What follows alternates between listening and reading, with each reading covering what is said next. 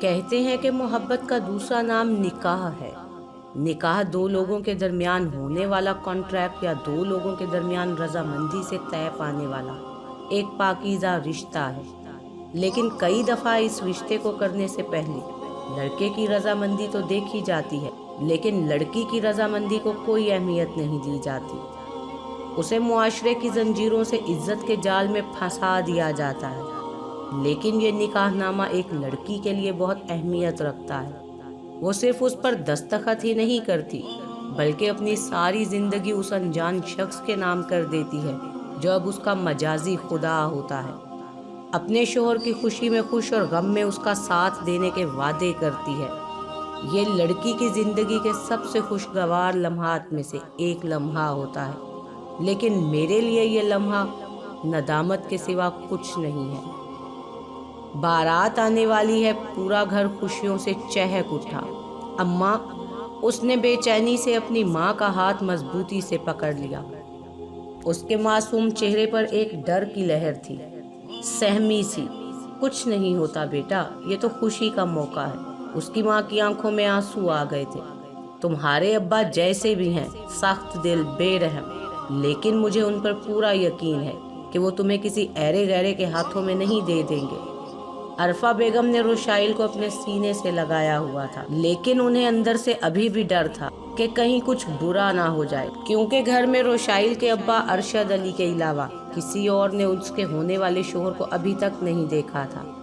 اب کیا یہاں رونا دھونا ہی کرتی رہو گی یا اسے باہر بھی لے کر آؤ گی؟ بہت رو لیا ہے، رخصتی کے لیے بھی کچھ بچا کر رکھو یہ آنسو۔ ارشد احمد چھڑی کا سہارا لیتے ہوئے کمرے میں داخل ہوئے۔ ان کے لہجے میں تلخ کلامی تھی جو دلوں میں آگ لگا جاتی تھی۔ باپ جیسی نرم کلامی تو ان میں تھی ہی نہیں۔ روشائل کی 3 بہنیں تھیں، سب سے بڑی دانیہ، منجلی، روشائل اور سب سے چھوٹی تسمیہ، اور ایک سب سے چھوٹا بھائی علی۔ گھر کا ماحول ہمیشہ ڈرا اور سہما ہوتا تھا۔ وجہ ان کے ابو ارشد علی کا غصہ تھا۔ اپنی بیٹیوں پر طعنہ بازی ان کا معمول تھا۔ ان کو معاشرے میں بدنام کرنے کے طعنے دیتے تھے۔ اکثر روشائل اس کا شکار بنتی، کیونکہ بڑی بہن دانیہ پسند کی شادی کرنا چاہتی تھی۔ ارشد احمد کے لگاتار انکار پر آخر اس نے گھر سے فرار ہونے کا فیصلہ کر لیا۔ اسی وجہ سے ارشد احمد کا غصہ اپنی بیٹیوں پر اور زیادہ بڑھ گیا تھا، اور انہوں نے روشائل اور تسمیہ کی پڑھائی بھی رکوا دی۔ روشائل کالج کے آخری سال میں تھی جب اس نے پڑھنا چھوڑ دیا، جبکہ تسمیہ نے 10ویں جماعت کے امتحان دیے تھے۔ اس کے بعد وہ کسی کالج میں نہیں جا سکی، البتہ ان کا چھوٹا بھائی اسکول جاتا تھا۔ شاہویز سکندر نام ہے میرا، سن لیا تم لوگوں نے؟ شاہویز سکندر، مرزا سکندر کا اکلوتا بیٹا، جس کے لیے کوئی بھی چیز حاصل کرنا مشکل نہیں۔ تو پھر وہ کیسے نہیں مل سکتی وہ مجھے؟ شاہویز کی زبان لڑکھڑا رہی تھی۔ منہ سے آتی شراب کی بدبو سے صاف واضح تھا کہ وہ نشے میں دھت تھا۔ ہاتھ میں پکڑی شراب کی بوتل جو آدھی ہو چکی تھی۔ ابے سالے، کتنی دفعہ بتا چکا ہوں تجھے میں کہ تیری نامعلوم محبوبہ کی شادی ہو چکی ہے، وہ جا چکی ہے اپنے شوہر کے ساتھ، لیکن تو ہے کہ مانتا ہی نہیں۔ شاہویز کے دوست شہریار نے اسے بتایا، جو گاڑی کے آگے ٹیک لگائے کھڑا تھا۔ جھوٹ، یہ ہو ہی نہیں سکتا کہ اس کی شادی ہو جائے، وہ میری ہونے والی بیوی ہے۔ شاہویز نے جیسے ہی کہا تو اس کے دوسرے دوست جواد نے اس کی بات کاٹی۔ بیوی تھی، ابے بچپن کی منگنی تھی، نکاح نہیں تھا جو ابھی تک تیرے انتظار میں ہوتی ہو، اور وہ بھی ابھی تک تو تجھے بھول بھی چکی ہوگی، اور تو ہی پاگل ہے، مجنوں کی طرح اسے ڈھونڈتا پھر رہا ہے۔ جیسے ہی جواد نے کہا، شہریار اور ارسل نے کہا لگایا۔ شاہویز، شہریار، جواد اور ارسل بہترین دوست تھے، چاروں ہی اچھے گھرانوں سے تعلق رکھنے والے تھے، لیکن شاہویز ان تینوں سے بہت زیادہ امیر تھا، مرزا سکندر کی پراپرٹی کا اکلوتا وارث جو تھا۔ شاہویز یار کوئی ایڈونچر ہی کرتے ہیں، آج ہمیں ایسا ایڈونچر کر کے دکھا جو کسی نے نہ کیا ہو آج تک، جیسا کہ ارسل نے کہا۔ شاہویز نے ساتھ گاڑی پر رکھی ایک اور شراب کی بوتل اٹھائی اور لڑکھڑاتے ہوئے گاڑی سے ٹیک آگے کی اور چند قدم آگے بڑھا۔ کون سا ایڈونچر ایسا ہے جو تیرے یار نے نہ کیا ہو آج تک؟ کیا کوئی دنیا میں ایسا کام ہے جو اس نے نہ کیا ہو؟ شاویز نے مسکراتے ہوئے کہا۔ اچھا؟ جواد نے تنزن کہا۔ اگر ایسا ہے تو پھر آج پھر یہ کر کے دکھا۔ شاویز نے جواد کی طرف دیکھا۔ یہ جو سامنے گھر ہے نا، جواد نے کہا تو سب کی نظریں اس گھر کی جانب متوجہ ہو گئیں جو لائٹس سے جگمگا رہا تھا۔ یوں معلوم ہو رہا تھا جیسے چاندنی نے اس گھر کو اپنے لپیٹے میں لے لیا ہے۔ بجتے ہوئے بینڈ باجے چیخ چیخ کر خوشی کا اظہار کر رہے تھے۔ جواد، تیرے کہنے کا کیا مطلب ہے؟ ارسل نے حیرانگی سے اس کی طرف دیکھا تھا جو تنزن مسکرا رہا تھا۔ مطلب یہ کہ ہمارا ایڈونچر بوائے اس شادی کے گھر میں جائے گا اور ایک ایسا ایڈونچر کر کے آئے گا جس سے ہماری آنکھیں کھلی کی کھلی رہ جائیں۔ جیسے ہی جواد نے کہا، شہریار اور ارسل چونک گئے۔ ابے پاگل ہو گیا ہے کیا؟ شادی کا گھر ہے اور نشے میں دھت ہے وہ۔ اگر اس حالت میں جائے گا تو مار کھا کے ہی آئے گا۔ اور دیکھ، بارات آ رہی ہے، مطلب لڑکی کا گھر ہے اور اس کی شادی ہو رہی ہے۔ جواد، تو ہوش میں تو ہے؟ شہریار نے کہا تو شاویز آگے بڑھا اور بولا، بس سب چپ کر جاؤ اب تم لوگ۔ میں اس گھر میں جاؤں گا اور تم سب دیکھنا، ایسا ایڈونچر کروں گا کہ تم لوگ حیران رہ جاؤ گے۔ شاویز کی آواز میں نشہ پن تھا۔ صاف ظاہر تھا کہ وہ اندھا دھند نشے میں تھا اور نشے کی آڑ میں اس گھر والے اور نشے کی ہی حالت میں اس نے شادی والے گھر جانے کا فیصلہ کیا۔ جواد ہنس رہا تھا اور شاویز کو اکسا رہا تھا کہ تم سے یہ ہوگا ہی نہیں، لیکن اس نے اپنی عزت اور اپنے دوست کے سامنے اپنے آپ کو سب سے بڑا ایڈونچرر ثابت کرنے کے لیے جانے کا فیصلہ کیا اور اسے جانا پڑا اپنا بھرم رکھنے کے لیے۔ لیکن شہریار اور ارسل اس بات پر متفق نہیں تھے۔ شاویز نے سب کی بات انسنی کی اور اس شادی والے گھر کی طرف بڑھ گیا۔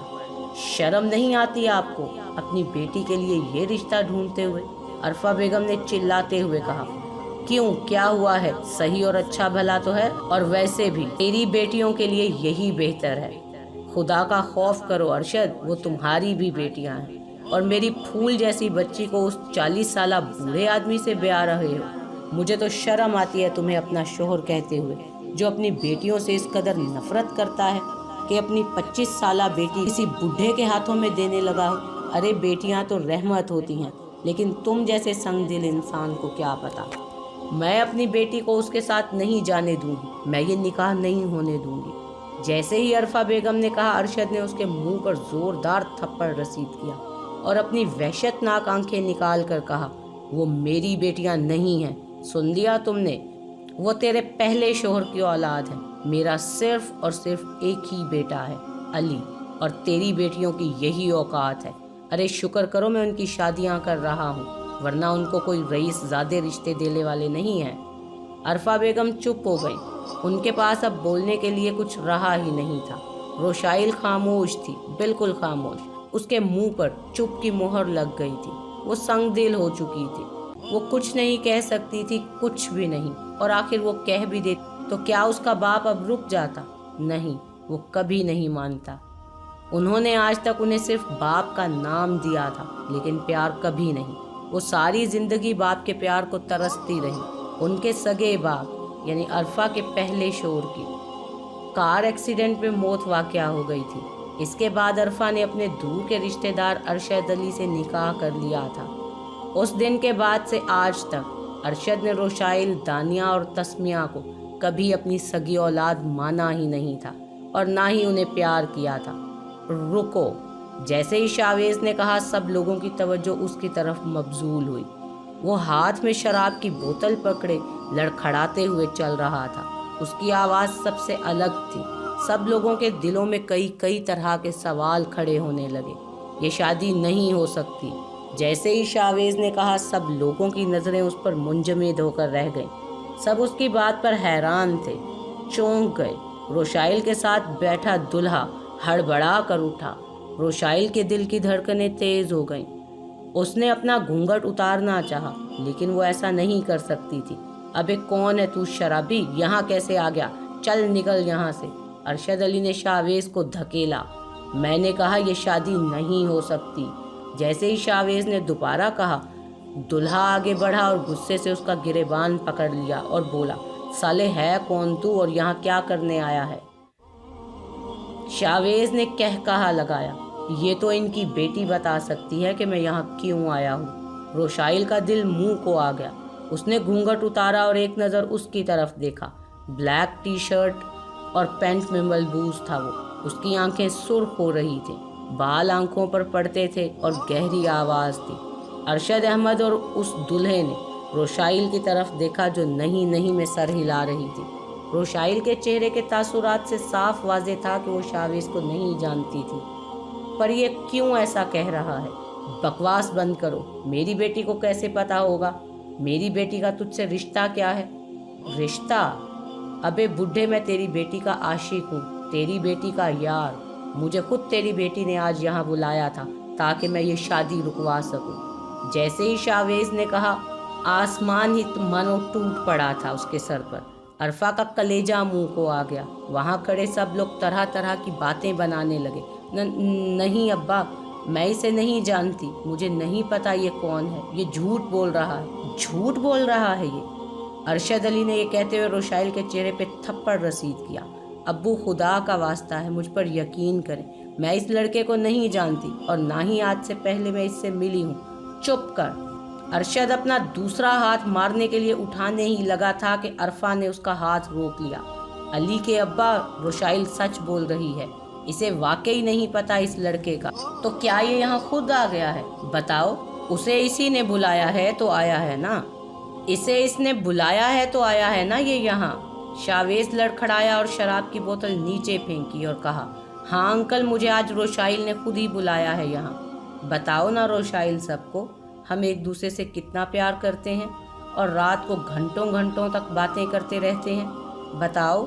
شاویز نشے میں دھت کسی معصوم کی زندگی برباد کر رہا تھا۔ وہ نشے میں اتنا دھت تھا کہ اسے یہ تک معلوم نہ ہو سکا کہ اس کے جھوٹ سے کسی کی زندگی برباد ہو جائے گی۔ پہلی بہن بھاگ گئی، چھوٹی بھی تو ویسی ہی نکلے گی۔ آج ایک عاشق سامنے آیا ہے، کل کو پتہ نہیں کتنے اور آئیں گے۔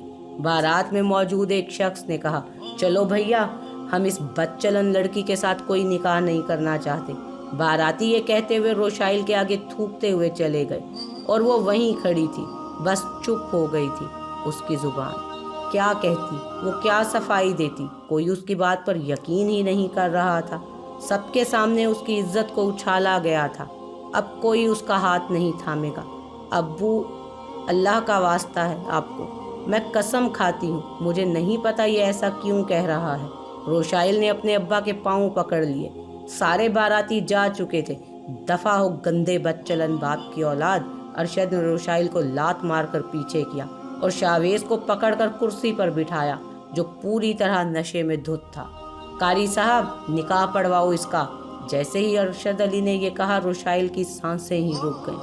اس نے اپنے باپ کی طرف دیکھا جو اب اس کا نکاح ایک نشے میں دھت شخص کے ساتھ کروا رہا تھا۔ وہ ہار گئی۔ آج اسے اس کی زندگی نے بہت بڑا دکھ دیا تھا۔ اب کیا روتی رہو گی یا بتاؤ گی بھی کچھ؟ جیسے ہی سبین نے کہا، مرزا سکندر نے اس کی بات کاٹی، کیا بتانا ہے؟ اب بتانے والا کچھ نہیں رہ گیا، تمہارا بیٹا اس کی زندگی تباہ کر آیا ہے۔ مجھے تو شرم آتی ہے کہ تم نے اس کی یہ تربیت کی ہے کہ لوگوں کے گھروں میں گھس کر اپنے 2 ٹکے کے ایڈونچر کی خاطر کسی کی بیٹی کی زندگی تباہ کر دے۔ یہ کیا کہہ رہے ہیں مرزا صاحب؟ اس 2 ٹکے کی لڑکی کے آنسو زیادہ اہمیت رکھ؟ میرے بیٹے نے کچھ نہیں کیا، اس نے خود ہی بلایا ہوگا۔ ویسے بھی ان چھوٹے گھر کے لوگوں کو اکثر بڑے گھروں میں رہنے کی خواہش ہوتی ہے، اور اس مکار کے آنسو آپ کو سچے لگ رہے ہیں؟ سبین مرزا کی باتوں میں ایک تلخ لہجہ تھا، وہی لہجہ جو اس کے ابا کی باتوں میں تھا۔ اس کی طنزیہ باتیں روشائل چپ چاپ سنتی رہی۔ کیا نام ہے تمہارا لڑکی؟ سبین نے ایک بار پھر اس سے سوال کیا۔ روشائل۔ تو بی بی روشائل، ہم پر اتنا احسان کر دو کہ یہ رونا دھونا بند کرو، اور اوپر سٹور روم ہے، وہیں جا کر سو جاؤ۔ آج سے وہی ہے تمہارا ٹھکانہ۔ اگر اس گھر میں رہنا ہے نا تو اپنی زبان کو تالا لگا کر رکھنا ہوگا، سن لیا تم نے؟ اور ہاں، ایک اور بات۔ سبین روشائل کے قریب آئی، اور اگر تم نے میرے بیٹے کے کمرے یا اس کی طرف آنکھ اٹھا کر بھی دیکھا تو مجھے دیر نہیں لگے گی تمہیں اس گھر سے دھکے دے کر نکالنے میں۔ جینا بھی نہیں ہے بس میں۔ اور رونا بھی نہیں ہے بس میں۔ اس کے پاس اب کوئی دوسرا راستہ نہیں بچا تھا۔ در در کی ٹھوکریں کھانے سے بچنے کے لیے وہ اب یہیں رہنا چاہتی تھی، اور جاتی بھی کہاں؟ سارا کچھ تو برباد ہو گیا تھا۔ اس کے سارے اپنوں نے اس کے لیے سارے دروازے بند کر دیے تھے، اور سب سے بڑھ کر اس کا شوہر شاویز سکندر محض ایک نکاح نامے پر دستخط کرنے کے علاوہ اب اس کی زندگی میں کوئی اہمیت نہیں رکھتا تھا۔ کہنے کو تو وہ اس کی بیوی تھی، لیکن اسے بیوی کا کوئی حق دیا نہیں گیا تھا۔ اسے گھر میں محض ایک کام کرنے والی نوکرانی کے سوا اور کچھ نہیں سمجھا گیا تھا۔ وہ ایک چھوٹے سے کمرے میں زمین پر لیٹی تھی۔ دلہن کے لباس میں ملبوس ہونے کی وجہ سے اسے شدید گرمی لگ رہی تھی۔ سوتے ہوئے بھی اسے بار بار وہی واقعہ یاد آ رہا تھا۔ شاید اب یہ واقعہ روشائل کی زندگی کا ایک ایسا حصہ بن چکا تھا جسے وہ نہ چاہتے ہوئے بھی بھلا نہیں سکتی تھی۔ نہیں نہیں ابا، اللہ کا واسطہ ہے، مجھے نہیں پتا یہ کون ہے۔ امی امی، روشائل کی اچانک آنکھ کھلی۔ اسے اس رات سے جڑی ہر بات یاد آ رہی تھی۔ روشائل کی آنکھوں سے آنسوؤں کا دریا بہہ رہا تھا۔ وہ بار بار سانس لینے کی کوشش کر رہی تھی، لیکن سانس ہی جیسے نہیں لے پا رہی تھی۔ اس چھوٹے سے کمرے میں جس میں نہ کوئی پنکھا اور روشنی تھی، اس گرمی کی حدت کو وہ برداشت نہ کر پائی اور اچانک باہر نکل آئی۔ ابھی وہ باہر نکلی ہی تھی کہ سامنے سے سبین اور شاہویز سکندر آتے دکھائی دیے، مسکراتے ہوئے، ایسے جیسے کچھ ہوا ہی نہ ہو۔ اس کی گہری آواز اور پرکشش آنکھیں، پیشانی پر ہلکے ہلکے بال گرتے ہوئے جسے وہ بار بار اپنے ہاتھ سے پیچھے کرتا، بلیک کرتا شلوار میں جس کی آستینیں کوہنیوں تک چڑھی ہوئی تھی، وہ اس رات شراب میں چور شاویز معلوم ہی نہیں ہو رہا تھا۔ اس سے پہلے کہ روشائل کی طرف شاویز دیکھتا کہ سبین کی نظر اس پر پڑی۔ بیٹا تم نیچے ناشتے کی ٹیبل پر جاؤ، میں ابھی آتی ہوں۔ اس نے سر مسکرا کر ہلایا اور چل دیا، یوں مانو اسے سب کچھ ہی بھول گیا ہو، سب کچھ جو اس نے کیا تھا۔ شاید اب وہ روشائل کو بھی پہچاننے سے انکار کر دے۔ تم باہر کیسے نکلی یہاں سے؟ کتنی دفعہ کہا تھا کہ میرے بیٹے کے سامنے اپنی منحوس شکل مت لانا، لیکن نہیں، تمہیں تو شوق ہے نا اس کے سامنے جانے کا، اسے بتانے کا کہ میں تمہاری بیوی ہوں۔ نہیں، وہ مجھے گرمی لگ رہی تھی۔ اوہ اچھا، اب میڈم کو گرمی لگ رہی ہے تو جس گھر سے آئی تھی وہاں سے کپڑے نہیں لا سکتی تھی کیا؟ یا ماں باپ نے بس لاوارثوں کی طرح رخصت کر دیا؟ سبین کی باتیں دل کو چیر دینے والی تھی۔ روشائل بے بس تھی، کچھ کہہ نہیں سکتی تھی۔ کوئی کپڑا نہیں ملے گا تمہیں؟ نہیں آنٹی پلیز، بہت گرمی ہے۔ روشائل نے ایک بار پھر کہا، گلناز گلناز۔ جیسے ہی سبین نے آواز دی، گلناز فوراً آئی۔ جی بی بی جی، اپنے کوئی کپڑے لے کر آؤ جو بہت پرانے ہو چکے ہیں۔ لیکن کیوں بی بی جی؟ میں جو کہہ رہی ہوں وہی کرو، کپڑے لے کر آؤ اور اسے دے دو، اور ہاں کل سے کام پر مت آنا۔ سبین نے طنزاً مسکراتے ہوئے کہا، لیکن کیوں؟ کیونکہ ہمیں نئی کام والی مل گئی ہے۔ اس نے روشائل کی طرف دیکھتے ہوئے کہا۔ روشائل سہم گئی۔ السلام علیکم خالہ۔ وعلیکم السلام میری جان، میں تمہارا ہی انتظار کر رہی تھی۔ لو دیکھیے پھر میں آ گئی خالہ جان۔ خالہ کی جان، سبین نے یہ کہتے ہوئے پھر سارا کو اپنے گلے سے لگا لیا۔ میں نے سارے کمروں کی صفائی کر دی ہے، اب کیا کرنا ہے؟ روشائل ہاتھ میں کپڑا پکڑے لاؤنج میں داخل ہوئی۔ خالہ یہ کون ہے؟ سارا نے حیرانگی سے روشائل کی طرف دیکھا جو سادہ کپڑوں میں بھی بڑی خوبصورت لگ رہی تھی۔